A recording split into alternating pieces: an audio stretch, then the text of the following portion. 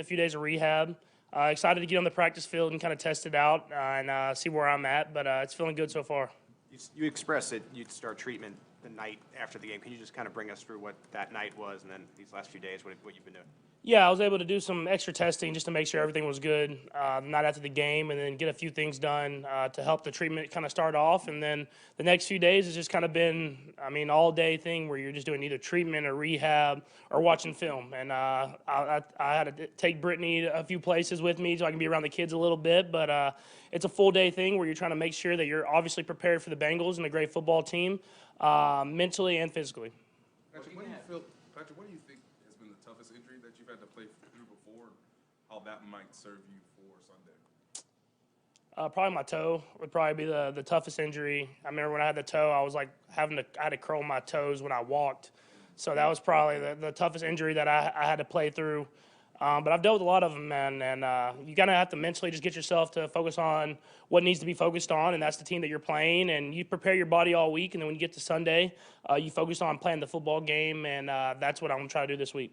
Is this all at all comparable to the injury you had against Jacksonville a few years ago? Yeah, it's very similar, just a different ankle, especially when you're different ankles at the quarterback position, you're planting and throwing off different stuff.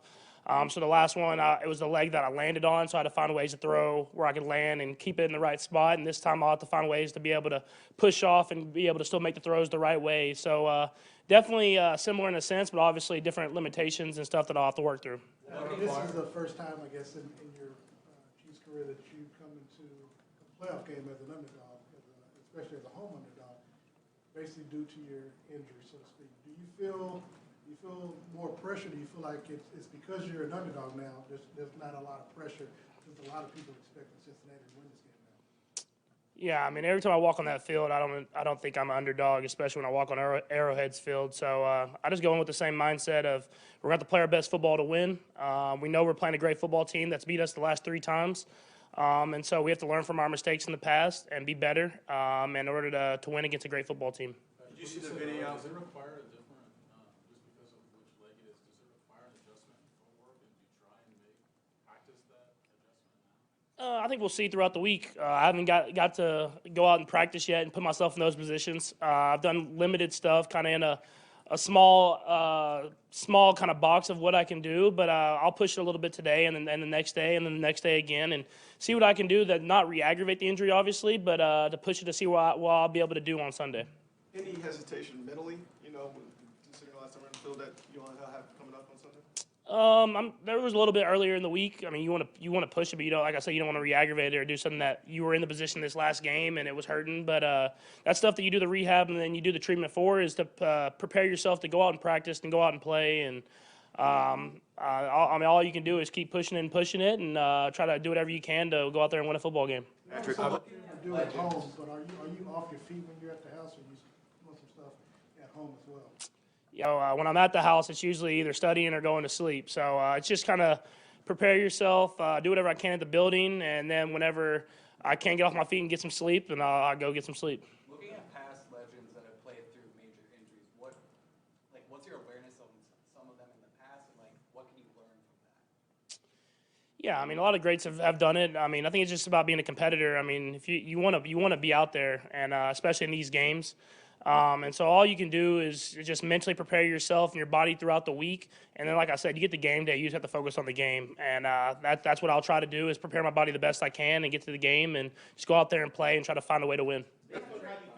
Hey, is this progressed better than you expected?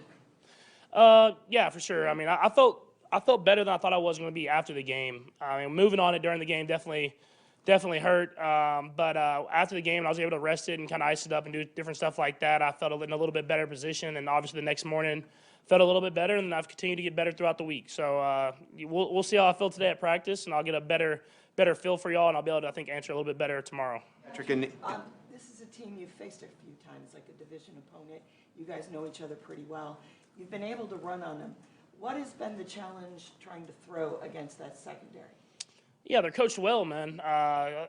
Their defensive coordinator, Coach Anarumo, has done a great job of changing up the game plan. I think that's been the best thing. Is very game plan specific. It's never the same. He gives you different looks out of the same look, but different coverages. And that's what I think a lot of great defensive coordinators do. Is they're able to coach their team up and do a lot of different stuff and variety of stuff, but still be sound in it. And I think that's what they do well. And then they have great players. I mean, at the end of the day, they have great players that are extremely coachable and go out there and do their job to the best of their ability. And so when you're at this point in the playoffs, you're playing against great teams, and it's about who can execute at a higher level. In different ways, for lack of better terms, the Bengals have been a little vocal this week. What's been the messaging internally just to not get involved with that and react and to that type of stuff? Yeah, I mean, we just go out there and play football at the end of the day, and all that stuff you can talk throughout the week, but at the end of the day, it's a football game. You have to go out there and play it. And so we believe in just showing up on Sunday, playing our best football, and seeing what happens. We're going to go four more. We'll go Vahe, Todd, Steve, and then Sam. Go ahead, Vahe. Patrick, a little related to that, you're a lot more used to having winning streaks against other teams than having one going this way. How do you work with that in terms of the motivational point there? I know you look for motivation in different places. Yeah, I mean, we've obviously lost this team 3 times in a row, and we've had great football games against them, but they've been able to beat us situationally at the end of games. And so how can we be better there? We know it's going to be a close football game. Every team you play in this position is going to be a close football game. But how can we be better situationally that we go out there and we're able to execute on third down in the red zone and at the end of games in order to win against a good football team? This gets in your head in a negative way in any way, right? I mean, I assume it's motivation rather than. Yeah, I don't know how it would be a negative way. I mean, I think you won't relax. You'll focus in even more on the details. So, I mean, we'll be ready to go, and I'll be ready to go for sure. Todd, they've done a nice job of putting pressure on a lot of teams. How much of what they do is scheme stuff, and how much of it is just physically they're able to do something to put pressure on quarterbacks? Yeah, I think more than anything, they have no weakness across that whole defensive line and that linebacker position. I mean, they do a good job of pass rushing. They do a good job with their DBs of rushing from the outside, and they keep changing it up. I think that's the biggest thing is you can't relax back there. You have to make sure that you're really focused on the details, and same with the offensive line and the running backs and the protection plan. So, I mean, it's a little bit of both. They have great players all throughout that defense, and then they have a great coach and a defensive coordinator. So, for us, we have to focus on the details, prepare ourselves the best way possible, and at the end of the day, we have to go out there and play. Patrick, you talked about, working yourself back into the groove as far as, being able to not be limited and moving around. What's your message to the offensive line, knowing that you may be limited and not be able to move? Yeah, I think you saw in the second half of this last game, man. They stepped up and did a great job of protecting me, and where I was able to throw the ball from within the pocket. And I'm sure they'll be ready to go. But like I said, it's a great defensive line, so it'll be a great challenge for them. But I'm excited for those guys to go out there and accept the challenge. Last one, Sam. Patrick, without asking you to give away what you're game planning for, does your game plan adjust based on the fact that you think they might perceive you have limitations? Not necessarily. Like I was saying earlier, they're very game plan specific, and they switch every time it seems like we play them. And so it's one of those teams you have to be preparing for everything. Played them one time, they pressured a little bit. We played them one time, they dropped A. We played them this last game, they played it more kind of true to the coverages. So I'm expecting them to have a mixture of all that stuff, man. I mean, that's why they're in this position. And so you just prepare yourself to be ready for it and execute the play and then move on to the next one. Thanks, Pat. Thanks, Patrick.